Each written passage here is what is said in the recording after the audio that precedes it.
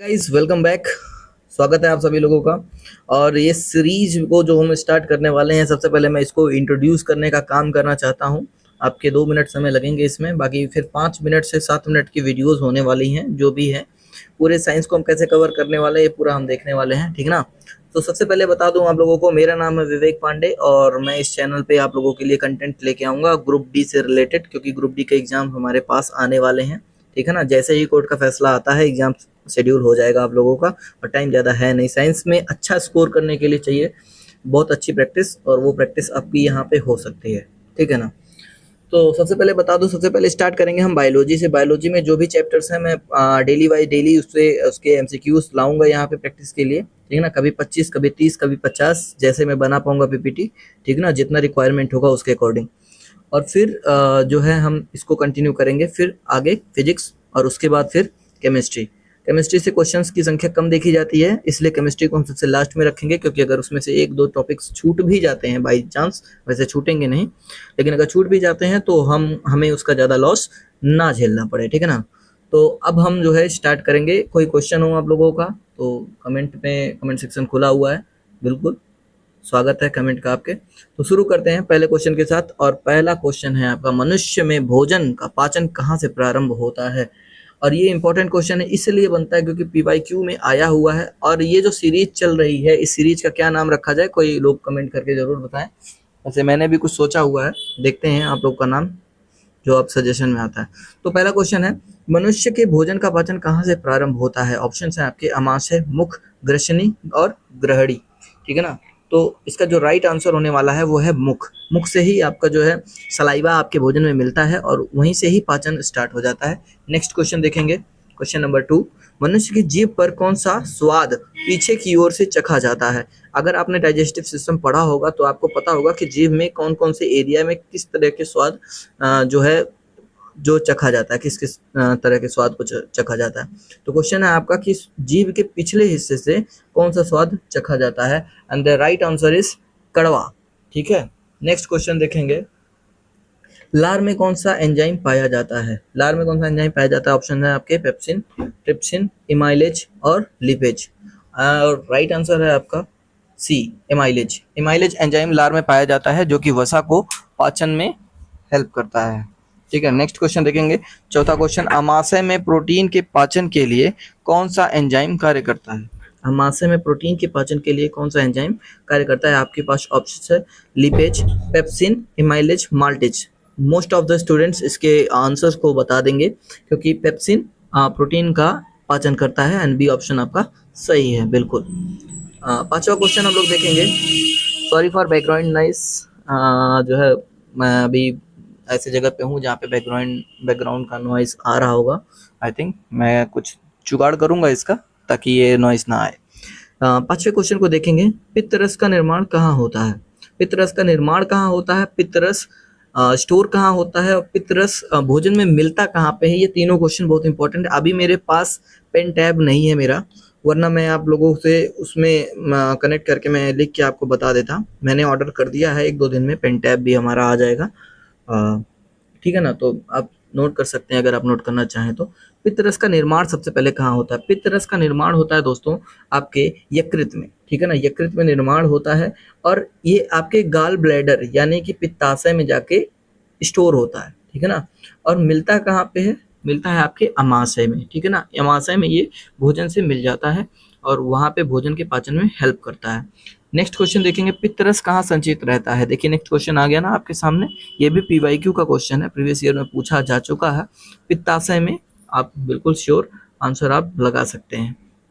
सातवां क्वेश्चन है, पित्तरस का कार्य क्या है। दोस्तों पीपीटी बनाने में बहुत मेहनत लगती है, ठीक है ना। एक एक क्वेश्चन ढूंढ के लेके आना पीवाईक्यूज के, ठीक है ना। और इसके लिए आप प्लीज एक लाइक जरूर कर दीजिएगा।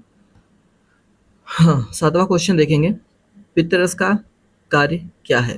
प्रोटीन का पाचन, वसा का इमल्सीकरण, कार्बोहाइड्रेट का विघटन, विटामिन का निर्माण। जिसने भी साइंस थोड़ी सी भी पढ़ी होगी वो इस का आंसर जरूर दे सकता है। वसा का इमल्सीकरण होता है पित्तरस का कार्य, ठीक है ना दोस्तों।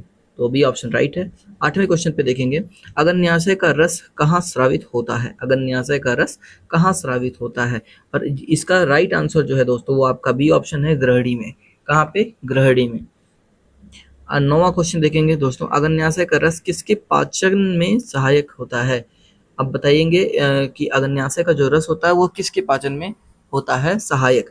ऑप्शन है आपका केवल प्रोटीन, केवल वसा, केवल कार्बोहाइड्रेट और सभी पोषक तत्व। तो सभी पोषक तत्वों को पाचन में अग्न्याशय का रस जो है वो बहुत ही इंपॉर्टेंट रोल प्ले करता है।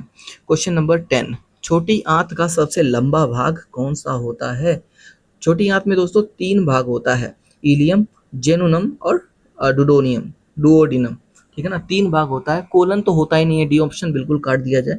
तो सबसे लंबा भाग जो होता है दोस्तों वो होता है आपका सी, इलियम। ठीक है ना, इलियम सबसे लंबा होता है और क्या नाम है आपका, डुडोनियम सबसे छोटा होता है। ठीक है ना। अब 11वें क्वेश्चन पे हम चलेंगे। 11वां है आपका विटामिन बी 12 का अवशोषण किस भाग में होता है? विटामिन बी 12 का अवशोषण किस भाग में होता है? और जिसका राइट आंसर है आपका बी, इलियम में। ठीक है ना, छोटी आंत के इलियम भाग में विटामिन बी 12 का अवशोषण होता है। 11वां, लार ग्रंथियां जो होती है दोस्तों, लार ग्रंथियां कितनी होती हैं? लार ग्रंथियां कितनी होती है? इसका राइट आंसर हो जाएगा आपका बी ऑप्शन, 3 होती हैं। 3 लार ग्रंथियां होती हैं। ठीक है ना, एक कान के पास पाई जाती है, एक जीभ पे पाई जाती है, एक यहाँ पे गले के नीचे पाई जाती है। ठीक है ना। लार का पीएच वैल्यू कितना होता है? लार का पीएच वैल्यू कितना होता है दोस्तों? आपका ए ऑप्शन राइट हो जाएगा, 6.8 होता है। ध्यान से आप इसके चाहे तो नोट्स भी बना सकते हैं, 1 लाइनर है।